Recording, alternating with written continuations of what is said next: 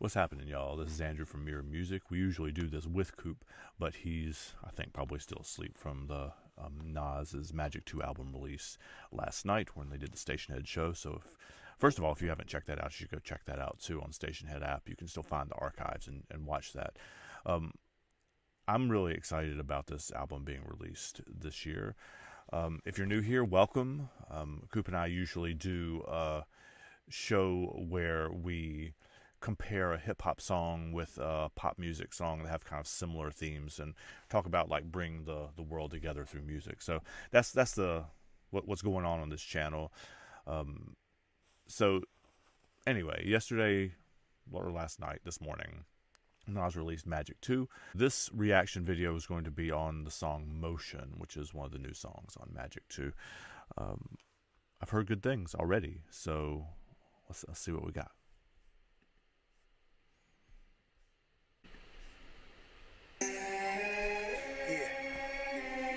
Test.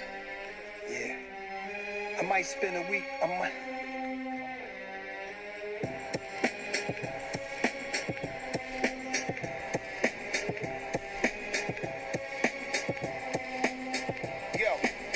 spend a week at the Magic Castle. Presidential suite made of brass and alabaster. You can cast a spell. Just backfires they satire.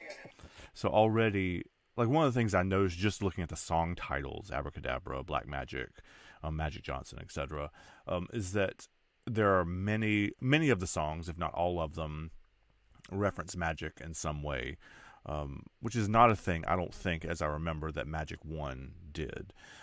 This one he's like explicitly referencing magic. Motion, like the title of the song, doesn't necessarily reference magic, but those lyrics, Magic Castle, etc., certainly do. So he's one of the things that he seems to be doing on this record already, just like on first listen, is like tying that thematically to magic and tying probably all the songs together in that way too. My guys is an eye, just watching from high rises. Weird luck, cause when we fail, we only fail up. I tear up every time I see a mail truck. Know that check coming, 500 a... Wait, didn't his mom work for the Postal Service? So, I mean, I know tear up when you see the mail truck, like, I mean, that's bringing money, obviously, or bringing a check, but also, or maybe bringing bills. I don't know. Again, I'm not a NAS expert, but I'm pretty sure his mom worked for the Postal Service. So it's one of those interesting things. Smoothly. And yo, that shit behooves me. They need to bring back beheadings. Guillotines for guys get whacked like medieval times. They not ready. When we touch, leave everything deady. For trying to stop us, you can't. Like my man said, we having motion. We having motion. We having motion. And y'all ain't having no motion. No motion. No motion. Oh, dude, what I dig about that hook too.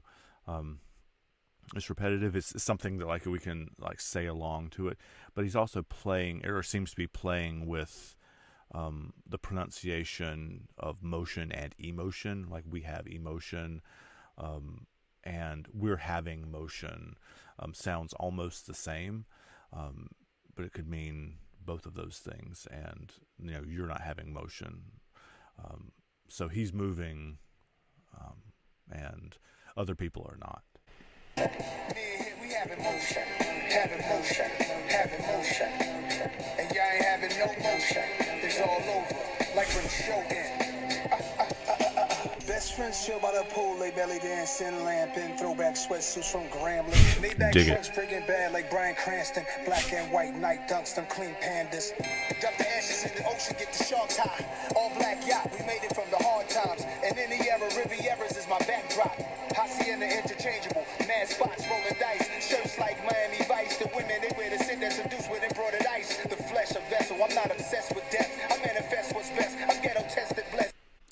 Coop and I just talked about this when we talked about the Tupac and Rolling Stones episode. This is about a week ago or so, and he made the point, Coop did, about Tupac manifesting his own death by speaking so much about death in Big 2. He made that point. So Nas actually seems to be referencing not necessarily what Coop said, but like the idea that people who talk about death a lot have been known to like bring that into their lives, and he's suggesting maybe that's not the best idea, and he's not going to do that. I'm having motion like an 18-wheeler out on a turnpike. My worst night, emotion picture, Fox searchlight, three-wheel motion. West Coast shit, nigga, overdoses, imperial pistols, ferocious, explosive. East Coast shit, motion like flavor, that I ain't no joke fit. And I ain't gotta say a word, cause they know I see Asia Rich out in Turks and Caicos. Maybe they too angry, that's why they don't got motion. We have emotion. We have emotion. So he's playing with the emotion thing too. He says we're not. What do you say? I'm not too angry. I'm gonna pull it back. Cause they know I see Asia Rich out in Turks and Caicos. Maybe they too angry, that's why they don't got motion. Yeah. Maybe they're too angry, that's why they don't got motion. Like he's saying a true thing, right? He's giving a lesson to us, but also, as in, like, you know, when you're angry, you can't move forward, which is an excellent lesson. But also, he's playing with motion and emotion still, like the words emotion and emotion, because anger obviously is an emotion. So it's the double entendre there is killer. One of the things that I notice, especially when I listen to Nas, because his verses are so lyrically dense, is that I have to listen to it repeatedly, because like I obviously did not grow up in hip-hop culture, so I know there are things in here that I'm missing, references that I'm missing, because there are thousands of them, I'm sure, but also I have to listen to it repeatedly to make sure I catch any of them, which is the sign of a brilliant writer, one that can make a song that you bounce to or you dance to or you kind of like grooving in your seat to or whatever, but also at the same time have it so lyrically dense that you want to like go back and re-listen to pieces of it and re-listen to the whole thing over and over and over again to see what else you're not catching the first time. We have emotion, and y'all ain't having no motion, no motion, no motion. Me and him, we have emotion, and y'all ain't having no motion. It's all over, like when the show ends.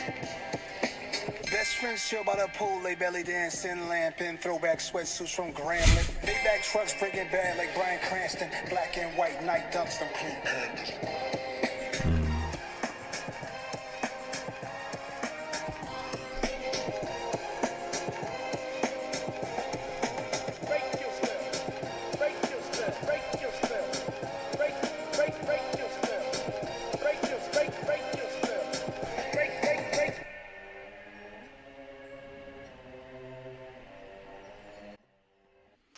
I want to pick up on a couple things. First, the music, like the sample that's being used is Moroccan sounding. It may not be from Morocco, but it sounds kind of like Snake Charmer-ish, which obviously fits with the magic theme of the record too.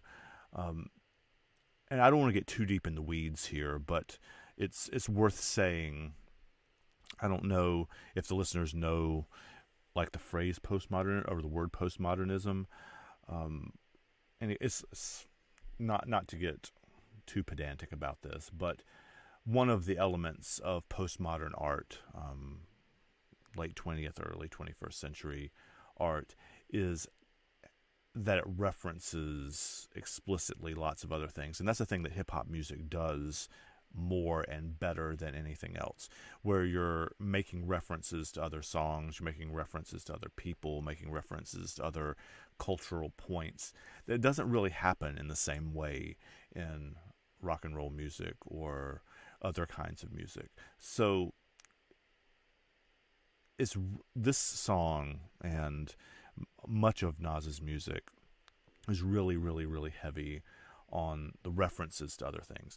And I want to be really clear, I'm not saying like he's copying or stealing. That's not what I'm saying at all. I'm saying part of this art form, as I understand it, is you're pulling, you're giving shout outs, you're giving love to people and the things that came up before you and the things that are around you in culture. You're as a writer, right? You're looking at what's around you in the world and talking about those details, and that brings your songs and your art to life in a way that you don't see in a lot of other art forms. Um, if the rest of this album is this good, then like this 5 albums in 3 years, 25 to 30 years into your career, that's they've talked about it on According to Hip Hop. We've talked about it on Mirror Music too. That's like an unprecedented thing. There are artists from other genres that have created classic albums. Bob Dylan's Time Out of Mind, for example, many years into their career. That was 30 or 35 years, probably, maybe even 40 into his career. But there's not a run like this. There's not 5 albums in 3 years. A 5 albums in 3 years run is like mid '60s Beatles kind of run, except they were 25 when that happened. So respect to Nas for doing this. This is exceptional stuff.